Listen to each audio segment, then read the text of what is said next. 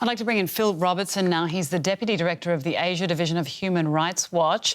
Phil, thanks for joining us. Both Amnesty International and now the UN say there's evidence that security forces have used live ammunition against the protesters.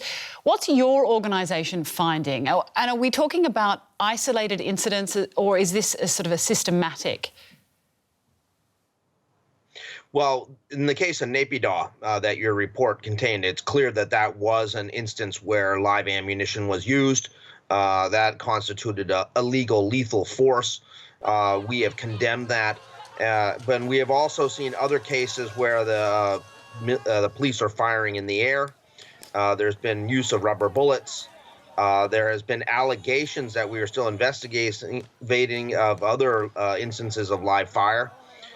So it is quite clear that they are right on the edge and have, in a number of cases, gone clearly over into illegal activities. It's important to remember that these protesters are, by and large, completely peaceful.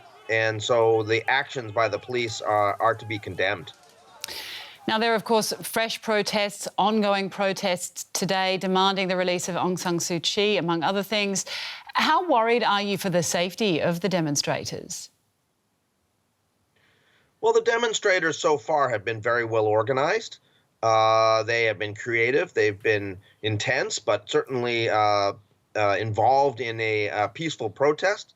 So I'm not worried about the protesters. I'm worried mostly about the police and the possibility that at some point we'll see the army come onto the streets. Remember, this is an army that in the past has used lethal force against many protesters in 2007 and in 1988. They have a long record of brutality, and we're very concerned that if the army comes onto the streets, we'll see that. So you would be concerned for the safety of the protesters then? Yes, certainly. And that's why we think that it's important for governments like the member states of the EU, Germany, the United States, Canada, and others to be now really moving forward with targeted sanctions against the military and their companies.